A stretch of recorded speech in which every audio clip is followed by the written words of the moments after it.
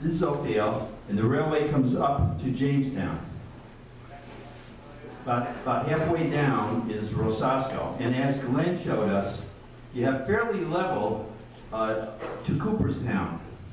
Then you've got the steep grade up to Rosasco, and then you've got a steep grade up, and then a very steep grade down to the dam site. And so the area that we're concentrated on this afternoon is going to be this area right in here, from Rosasco up and then down to the dam. And that's this area right here. And we're not going to try to cover the whole thing, certainly. Can you get? So just to reiterate some of the things that you saw in Glenn's presentation, the object was to get the gravel from along the Stanislaus River at Atlas and pull it out the Orange Blossom Branch, and then bring it up to the dam site. Next.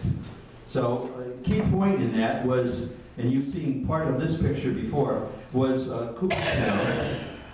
And here we have two locomotives with a string of cars and rock cars coming through Cooperstown, and then leaving Cooperstown and heading up towards Rosasco. And whoops, back one. I think, Mike, is this 4 or 5? That's 05 right there. 05. Okay, so the one that Mike was showing you, that's the caboose being used in this service.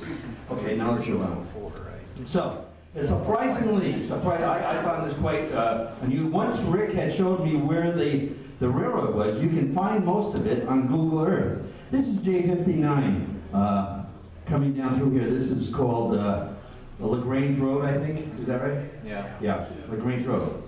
So, this is Rosasco here. This line coming up here, this is the Sierra coming up here, and then just up about where Don is, Don Pedroso, is where you're going to get to Hetch Hetchy Junction. But right here is Rosasco, and the Don Pedro branch comes down here and comes right straight down through here. Can you see that kind of line coming right through there? Yeah. That's the Don Pedro branch. And it's quite almost arrow straight, and it continues on pretty straight for about, maybe another 1.5 miles or 2 miles, I think. Next. And you saw this picture, Glenn. Here's this, Glenn showed it. Here is the Sierra Main Line, and this was in late January. Rick and I were out checking things out. This is the Sierra Main Line, and right here, that we're kind of standing on the edge of, this is the Don Pedro branch coming out. Now, I don't want anyone to think they're going to go out there and see trains running back and forth or anything. This is about as good as the right-of-way gets. The grass is higher now. I see the scar coming down through here, gets right to here. Right here, there's a trestle, and you can, and out in the field, you'll be able to see. You can see this, where the two ends of the trestle are right here and across the road. Next. So this is that same place, looking out the window of the car, and you can see right here where the abutment is coming down out of there, and then there's the other abutment over here where there's this trestle coming across this little swale here, and it goes up underneath the road. Next. Here's where it comes across the road. It's coming down here, comes down. You can still see, like I say, you can still see the scar. Comes right across here, comes right down through here. Now, keep your eye on this little four-way intersection here. This area, whoops, go back one, I'm sorry, back. This is just J59 over here, and this area in here is now called Seven Legends Development. Okay, next thing. Okay, so there's that four-way intersection right there, and the railroad comes across here, comes down through here. You can just kind of follow it right through here, right down through here, through cutting here. Let's go on to the next one. This is what this is that steep grade, the 5% grade that we're talking about. This is what we'll be walking down. That'll give you an idea of what it's going to be like. So this is a little close-up. We were planning on starting right here because there's a barbed wire fence here, but a tree had fallen across it and it had been open, and you could just walk through it for the past several months since January until in the last 3 weeks somebody's repaired the darn fence. So we were going to come up here and kind of walk around here, and now you can see the right of way. will probably start up near that four-way intersection up there and just walk down it. And this is coming down through here, and you can see the cut right here. You can see that dark shadow with a cut right through here, and then there's a trestle site right here, and it comes down right through here, and then it goes underneath the high water mark, and there is no more evidence because somewhere is underneath the reservoir here is the old dam. So you don't get to see the dam, you don't really get to see, but you see as far as you can get, it's right here. Okay, go ahead, next. So, gives you an idea, this is the cut, and Rick is walking up the cut, so you can see the sense of the grade, but it's still highly visible. And then this is a trestle site coming across here, across this little creek here. And then you've seen these pictures before. This was what was there, but is now underwater.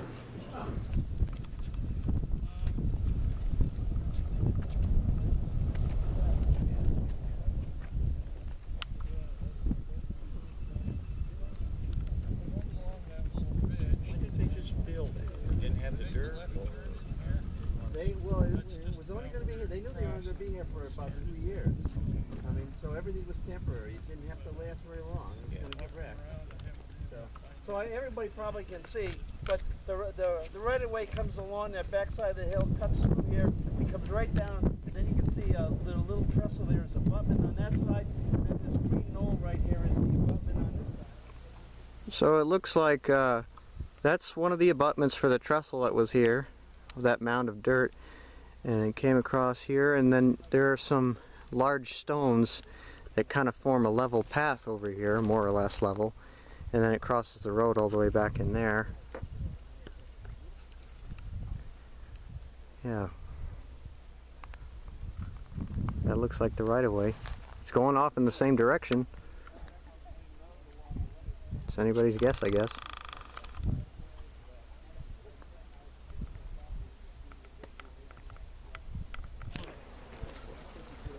So there's the grade there, heading down towards the Don Pedro Dam site. It's pretty easy to see. Run all the way through there.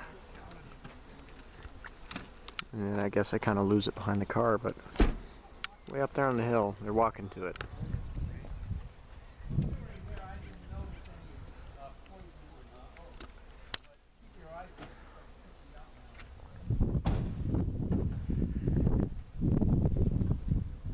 And it crosses the road back there.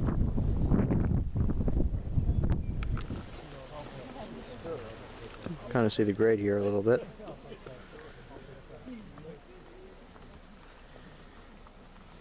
And again, it crosses the road back there. We're up on the right of way that we were on. We're up on the right of way that we were looking at in the last shot.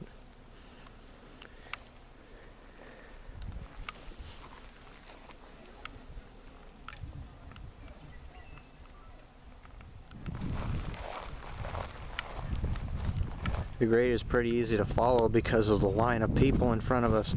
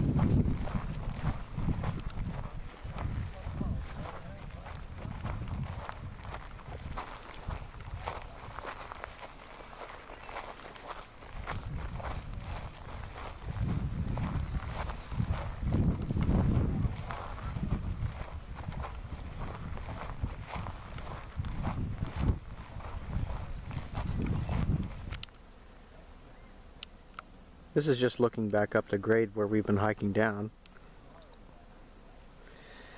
Like I said, pretty easy to follow, and it's really beautiful up here. I really didn't expect it to be so uneven. I don't know what I would expect. It's a short line, branch line, you know. But and there you can see where the grade is starting to veer off.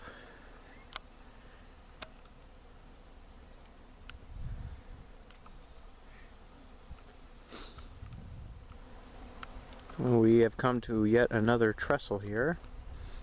You can see everyone's walking down the ravine.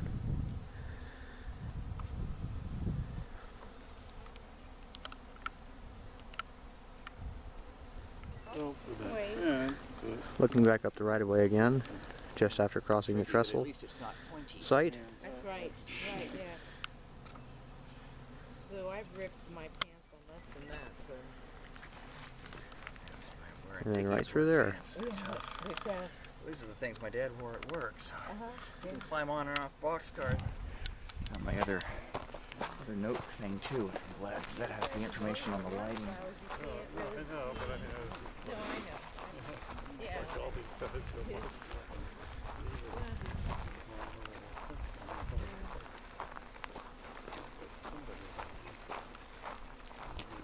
Oh, the other thing out back is this kind of, it's kind of looks the way it is. Yeah, it's always good to have different people doing different things on it. They can make it all different.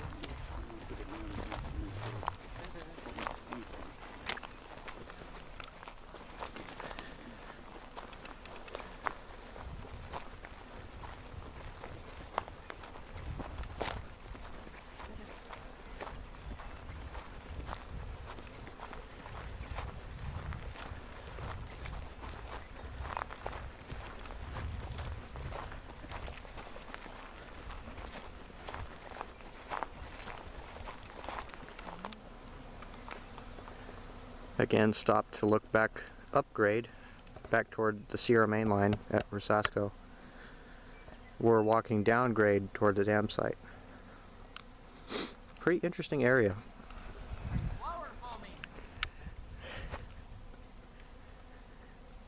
Auto depth of field.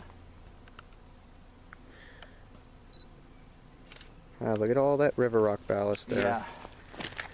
And just look at how well it shifts. It's not hold nothing. Well, if you mix some dirt in with it, it'll make a nice mud pie. Yeah, really. And although the clay-based soils up here, maybe you could get a little bit of adhesion, but there's a reason you generally want to use crushed rock. Hey, it's free.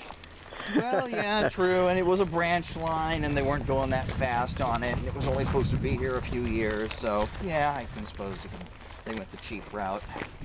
This whole thing was cheap. I mean, a 5% grade all the way down there?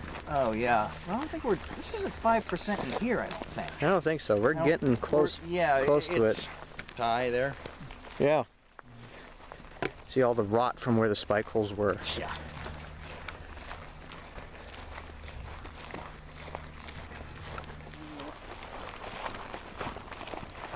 Tie there. Yeah, some of them look like they're charred and some of them just look like they were left to rot. Yeah.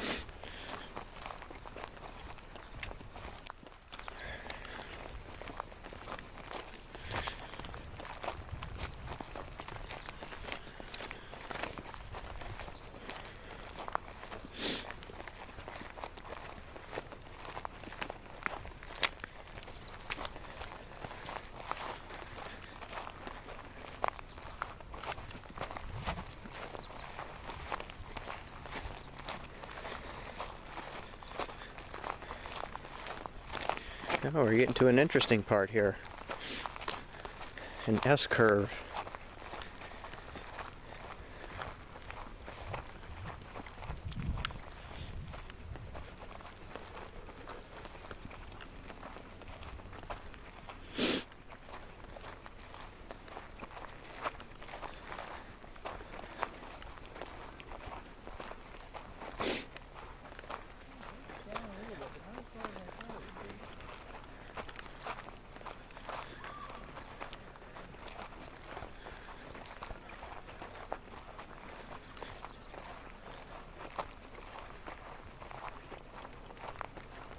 My grandfather was stationed up here during World War II.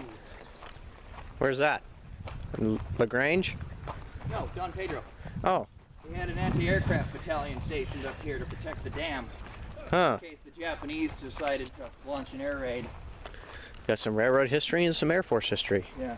Even added, they gave him a little speedboat so we could kind of patrol the lake and watch the sky. Huh. And by the... Yeah, well, yeah, they didn't last long. By, I don't know, I guess the middle of late 1942 or so, they finally figured out that the Japanese weren't coming for the West Coast. They weren't capable at that point. They were pushing their range to the limit just to hit Pearl, so they reassigned him. He was given command of a B-26 Marauder that had been converted for troop transport, and he flew from Crissy Field, San Francisco, up to Agatu, or actually Dutch Harbor, up in the Aleutians. So what did we stop here for, Dave? Well, this is a siding right here. And we're just talking about it. It possibly coming down. They might leave some of the loads here, or they may store empties here. But they also, if you notice in the picture coming out of Cooperstown, they've got a caboose on the backside. So when they back down here, that caboose is in front of them, and they may have dropped the caboose off here, and then took the rock cars down to the trestle, which is another third of a mile maybe. Get them out of there. But they might leave it bring in them the up tent? here I and mean, leave them. that's a disaster waiting to happen. It just went up there and stubbed right at the edge of that. Out there where those trees are, I think. You just leave it up here, you never get around it. Yeah. But I'm thinking, if I'm going against that in the track, or breaking Greenstone for like roofing paper. I think so. Yeah, I never really figured out what exactly it was used for. It's not like the marble coming out of Columbia. We know all the buildings that went into. Greenstone was... I don't know. One of these days I'll have to get back into the actual quarry.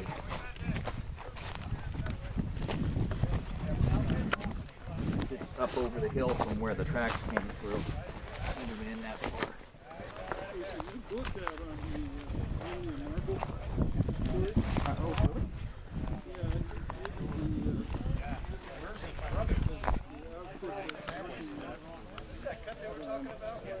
Sponsored it. And So we went down as far as we could go, and now we're heading back through this pretty big cut here.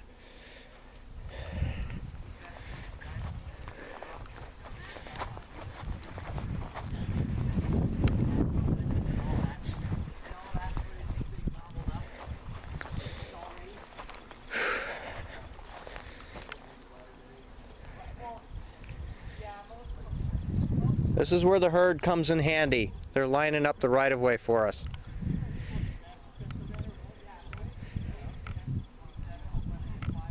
Happened with the Sacramento Northern 1005 and twisted its frame. Well, this was a lot worse than that. The Jeep 40 landed on top of the caboose in the middle of the street, and then the whole thing blew up. Huh. Head-end crew was pretty badly hurt, but they made it. The guys in the caboose never stood a chance. Uh-huh. It was Gene Obenshane was the conductor. Everybody called him Obi-Wan. And rear brakeman was a guy named Mark Shipman, but that wasn't supposed to have been his train. That was supposed to have been my dad's train. But there'd been a mix-up the day before, and the schedule got switched around, so he wound up on working the train behind it. Up off the floor, and we're running for the doors at either end when 3540 came down on top of him. Uh-huh. And it just crushed it like a tin can. Well, railroading has never been a exactly Safe profession, yeah. No. Well, that proved it there. And the other sad thing was 3540, the unit involved, had been number 1776. That was one of the two bicentennial units.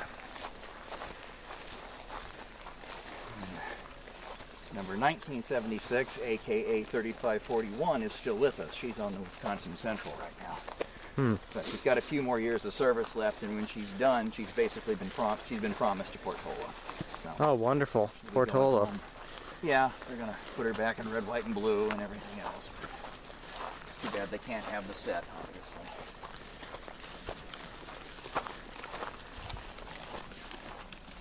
Nasty wreck.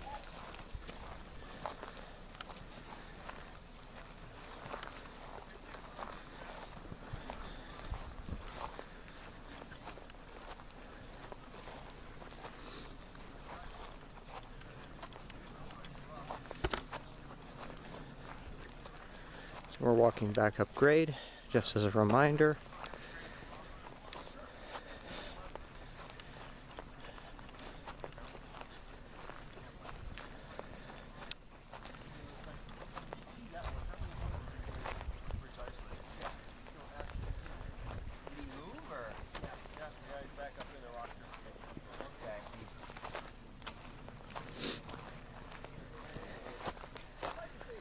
Moved back in a little farther, but yeah, still be careful. Yeah. We're in his house here. Yeah, we found a rattlesnake over there just a little bit ago.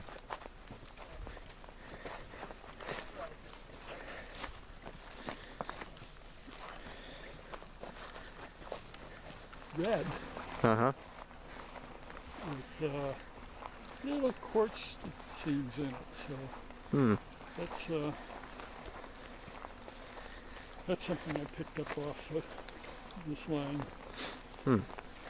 Did you ever find any spikes out here? I imagine you'd have to be No, equipped with a metal detector to find them. I'm not really looking for spikes. I collected some iron in my younger days, and in the course of moving around, had to abandon it. Well, you wind up with almost an entire box full of heavy chunks of iron stuck in there from your journeys. And not being conscientious about it, I didn't tag it and label it. And Yeah, I've been doing that on our recent hikes on the Sierra. I wanted to take some of the spikes from the Red Hills line, but the consensus was that time we went through there to leave them in their context.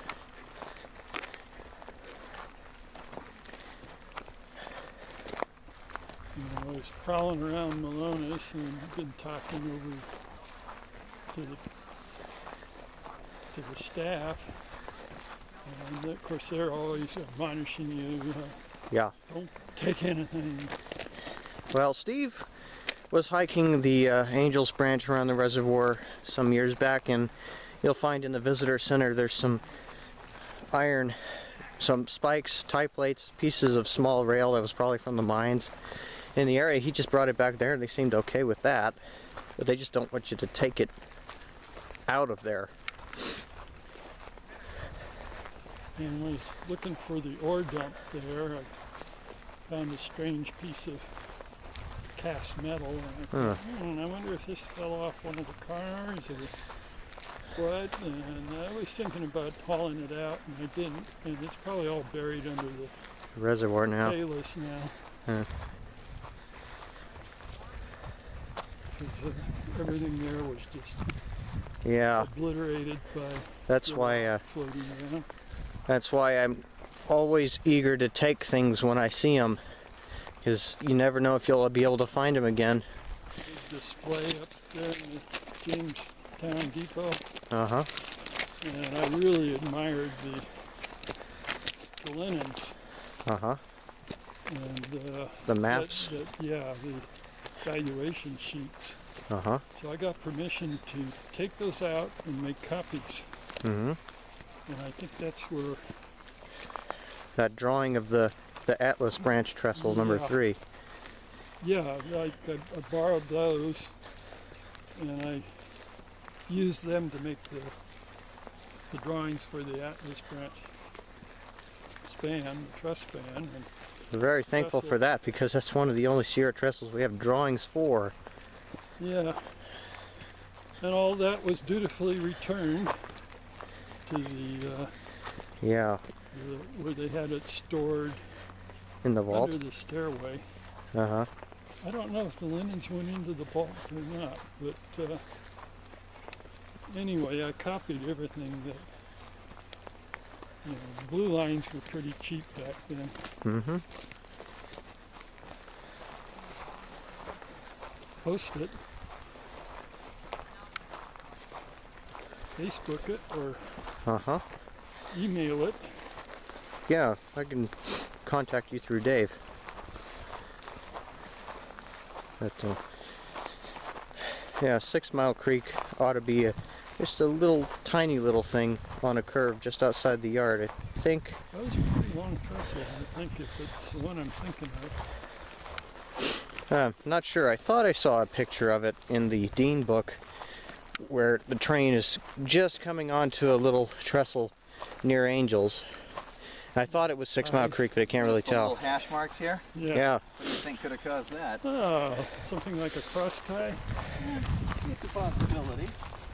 under load. I guess that's where we end. Well, We're home.